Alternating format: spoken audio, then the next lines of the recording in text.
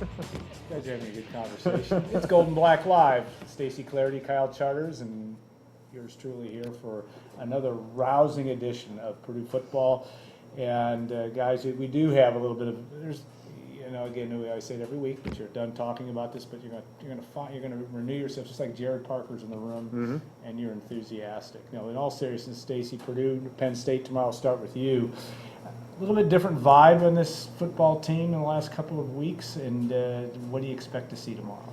Yeah, Jared Parker definitely has done some things differently, since they made that switch and gave him the interim label. And talking to him again this week, after that first week, he wanted the tempo, especially in practice, to be up.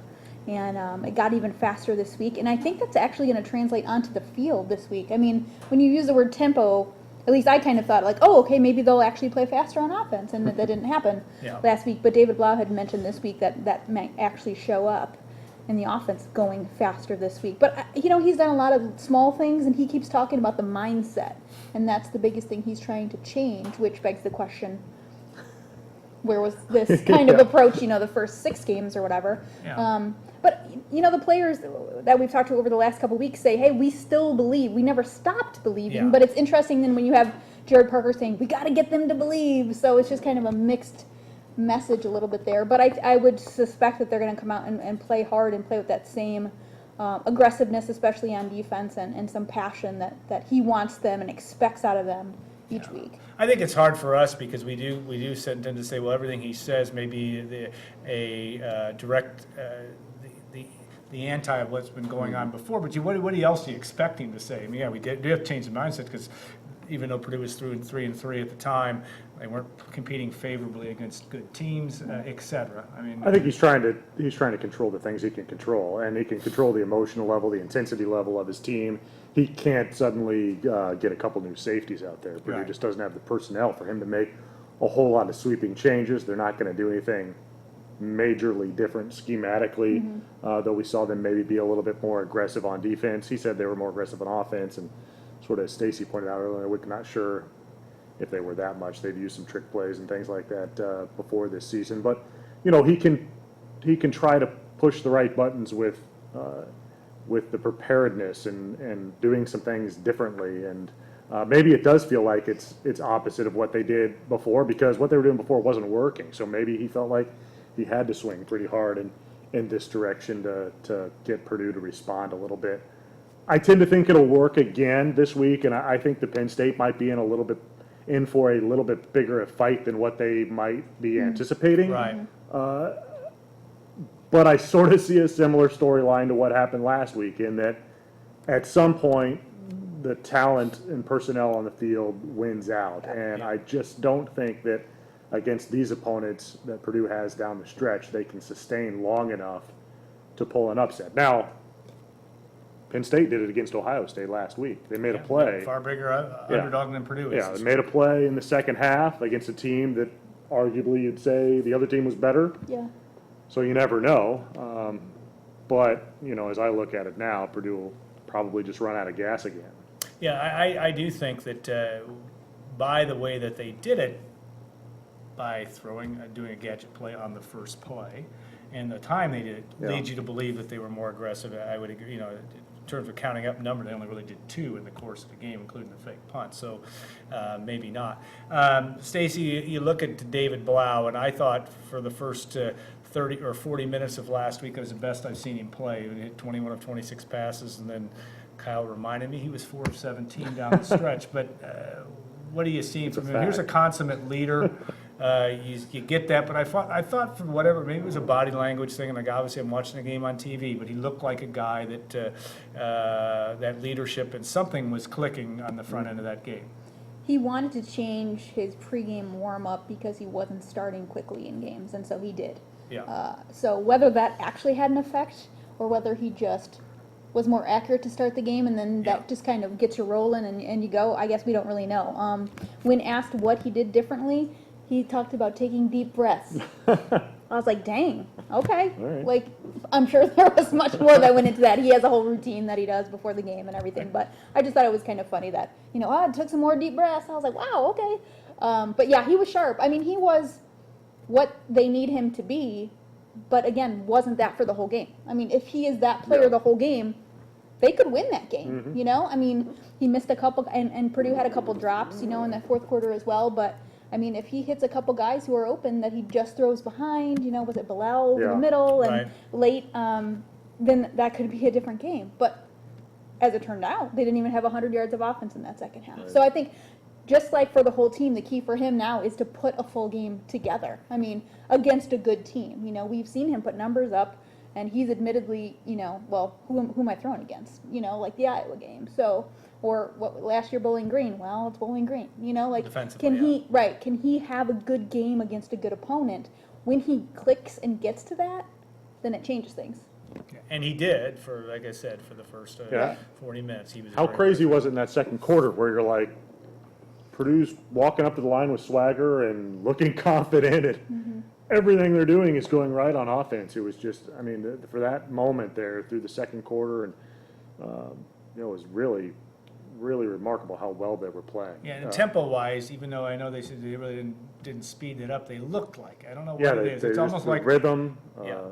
just all of it. I mean, everywhere the But they quarterback also turned, he needed was an doing. 88-yard touchdown pass to get 14.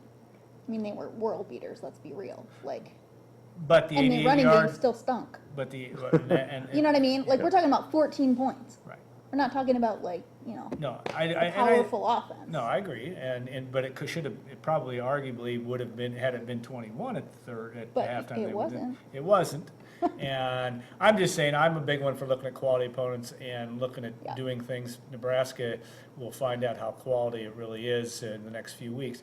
I did think the 80-yard pass was also an example of even though it really wasn't a free-flowing play, it was something about that play that reminded me of some quarterbacks we've seen in the past here, maybe not in a while, that could get the ball downfield and a play all of a sudden, you know, you get all of a sudden you catch the seam and you get everybody going in the wrong direction, all of a sudden he's gone. He said he And, threw late on that play, yeah, too. yeah. So And that it may could have been, not- the- It but could have that not may looked have, as close as it did at the time, you know, with that guy coming across. well, but I argue the lateness of that might have been the difference too, because all the Nebraska guys were coming forward, and again, Yancey's in the clear.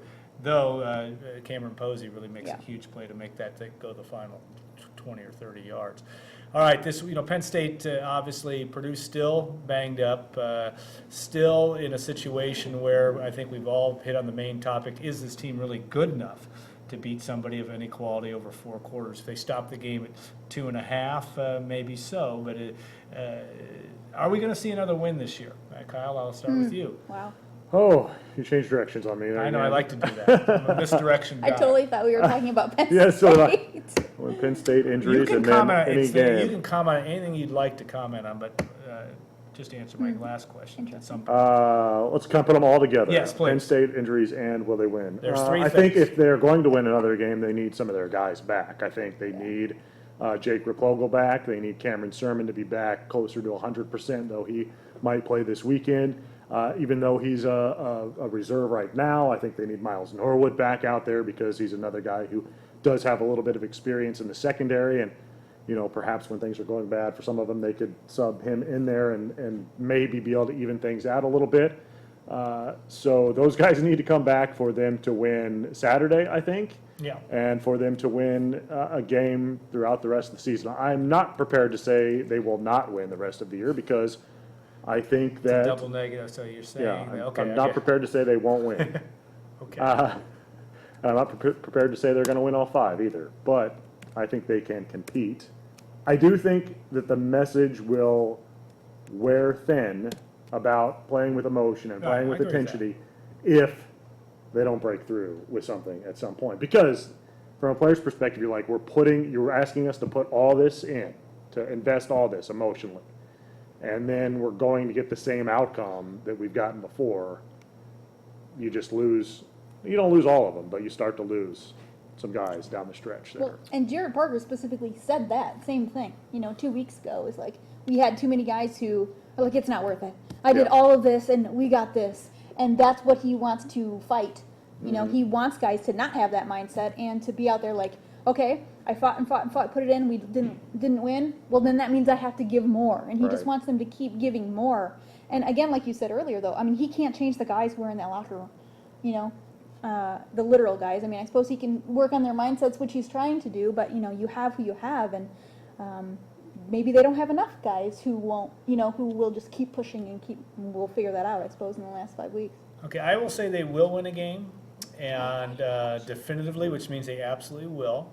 And then they also will have a game where they'll get beaten very badly, much worse than you expected. Because I agree with what you say, and that is the challenge, the emotion of all this, and having to deal a little bit of this. And even with Kathy Wright Eager, who she's in our green room, which is actually a gray wall over here. and Kathy, you're welcome to sit down somewhere if you'd like. But be that as it may, I think the emotional side of this is always hard to deal with.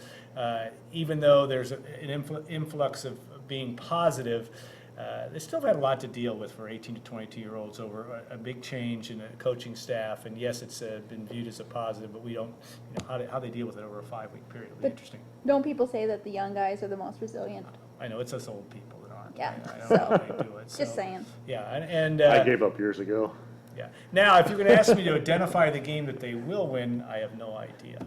So I would be more interested in you identifying the game you think they're going to get blown out.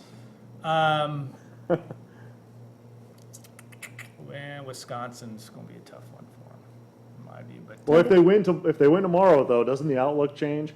oh, absolutely. I mean, if And- they and- somehow do beat Penn State, big upset, then all of a sudden you're like, well, yeah, you can beat absolutely. Minnesota. Oh yeah, Depend how it happened too. yeah. Yeah. And as we always say in the wonderful world of college football, it's a week-to-week proposition. Very hard to know what's going to happen based on last week's performance. That is clear. Okay. Especially with this team. Yeah. That has Especially not with- been consistent from back-to-back weeks, like in the last 3.5 years. and a team that is just desperate to win some football games. I think that's very true. Penn State, we've looked at them this week in terms of their win last week over Ohio State. If you're going to identify one thing that Purdue must stop or that Penn State does, what do you think? Well, they've got to be able to protect Blau, I think. If they can't, the best way to do it is, in my opinion, is to be able to run the ball a little bit. Purdue hasn't really done that. I think 73 yards on 44 carries or something like that, 1.7 a carry over the last Right. 2 games. They haven't had a single run that's gone for more than 9 yards in those 2 games. So, the best way would be to establish Markel Jones behind an offensive line that needs to block for him better than what they've done the last couple of weeks. And that would keep Penn State, I think, on its heels a little bit and allow, Blau to operate a little bit better in the passing game. If they shut down Purdue's run and get Purdue in passing situations and get ahead, it's going to be trouble, I think, for Purdue's at least the 2 young guys that played last week, Yeah. Mike Mendez and Matt McCann, if those are the 2 that go again on Saturday to be able to hold up against that sort of relentless pressure. There's other areas too, Yeah. but that one to me stands out. And Penn's rush defense hasn't been that great statistically. So, that changes things, obviously, if Purdue can run the ball. I'll flip that then and go with Purdue's defense. And it has struggled to stop running quarterbacks in a zone read offense. Right, That is what which- Penn State is going to do. All day long. So that is the part that, if you can, because I don't think McSorley is a great passer. Even though Penn State has good options, receiving options, and Purdue's secondary is not that great. But I think that you have to stop the zone read. Barkley is obviously a really good running back. But Yeah. to me, it's more about McSorley. I mean, he's run for like 150 yards the last 2 games, and that's a quarterback. And so that's pretty impressive that he's willing to keep it. He's not all about, I'm just going to hand it. Like, he's actually going to read, make good decisions. I think he had almost 75 yards rushing last week against Ohio State. So to me, that's what is Yeah, really key. 67. You got to stop their zone read game to make them throw. Yeah, I was impressed. I got to watch maybe much of the second half, though I have to admit I was watching the Cubs as well. The Penn State game, I really was impressed with McSorley, a guy that did not throw. It was well under. He was like 5 for 20 or something like that. 40% passing. I think a little better than that, but 7 for 19 or whatever it was. He just handled himself well back there, very mobile. He will cause some problems in the run game tomorrow, especially if Purdue doesn't shut him down or shut the Barkley down, I guess, and be able to have some push on the defensive line. Yeah. All right, I'm not going to throw a misdirection to you. Defensive line, though, last week, it's really surprising to me just how well Anthony Neal, or whatever his name is now, It really was impressive that Purdue was able to assert itself. Did it surprise you as much as it did me? I don't know if you know how much it surprised me, though. But go ahead. I would imagine it surprised you a lot. So yes, it did. Okay. It was. Nebraska was a little bit beat up, especially on the edges of its line. I thought Jalen Robinson just really caused some problems for Nebraska's left tackle on numerous plays, and specifically the drive specifically the drive that started the second half, where he just sort of ran by the guy twice to tackle Newby in the backfield. But I did not expect Lorenzo Matthew Neal Jr. to play as well as he did. He really was active, athletic for his 340 or whatever pounds he weighs. Got some push, chased down the quarterback when there were some other Boilermakers in the backfield with him. I thought he played well. Now, I'm not sure that I'm ready to say that he's K1 short out there either, but it was a good one game in a spot where you needed somebody to step up, because without Replogle, you don't have your star on that line, which hurts. But Nebraska really couldn't run between the tackles very well at all. Everything came outside except for maybe 2 runs. Which has been rare. it was good to see. And Eddie Wilson is part of that, obviously, and Evan Panthel, I think, had 3 tackles for loss, right? So, and the amazing thing to me is when you look at that defensive line is they are not getting breaks. I mean, they're pretty much playing 5 guys, and those guys are playing the whole game. And so I think that was more impressive to me about that game specifically, is even in the second half, Purdue wasn't as good maybe, but they were still getting in the backfield, with those guys who had been playing a lot. So it's credit to Randy Melvin. I really think that he has changed a lot with those guys up front. Evan Panthel is the best example, as a guy who's really playing maybe above his potential. And he's not playing healthy either. Yeah, and he hasn't been healthy all year. So, and Eddie Wilson is a guy who, has really emerged, I think, as a guy who's been pretty consistent. So, pretty impressive for what Randy Melvin has done with those guys. Yeah, I think that's a true statement, and then some, that those guys have been, and we'll see how they are this week against Penn State, but this is and we could not, doing the research, I don't think Purdue's ever had a true freshman defensive lineman have 3 tackles for loss, and we looked up to Sean Phillips was a redshirt in 2000, the last one to do it, so impressive along the way. The receiving core, and obviously I thought maybe because I was not blinded, but Cameron Posey showed up a little bit more, made the big play, and obviously without Dominique Young for the rest of the season, you're going to need that still to have somebody else besides Yancey to go to. Are we seeing that? Yeah, Bilal Marshall has been fantastic. Yeah, he has been. Which is really good to see, because he's a really guy.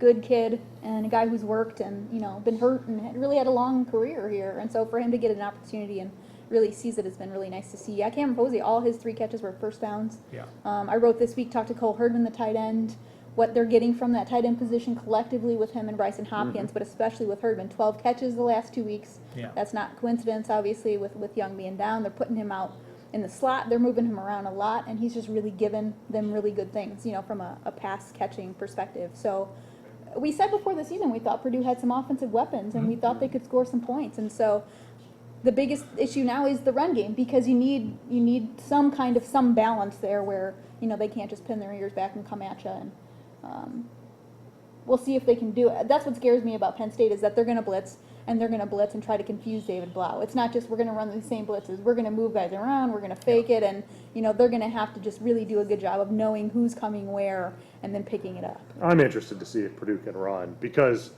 they're just not getting a whole lot of push up front. The offensive line isn't creating any holes, and I'm not sure that that's going to be that much different even against Penn State rush defense that's given up 183. I think they're just a spot ahead of Purdue or something. Especially with their 2 defense. linebackers back now healthy, both those Penn State guys. I mean, those are big-time players who fill the holes and get double. I think that's where Sermon, while a good pass protector too, I think when he's healthy can help them in the running game. Yeah. And not having him out there limits some of their ability, I think, to open up some holes for Markel.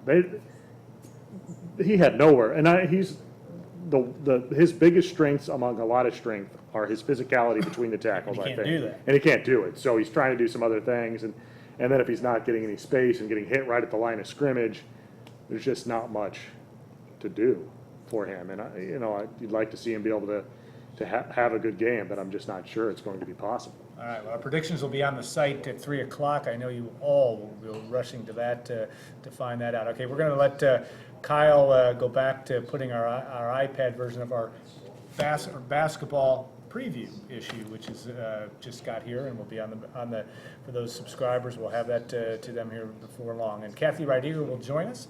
We will take a 2-minute break on Golden Black Live.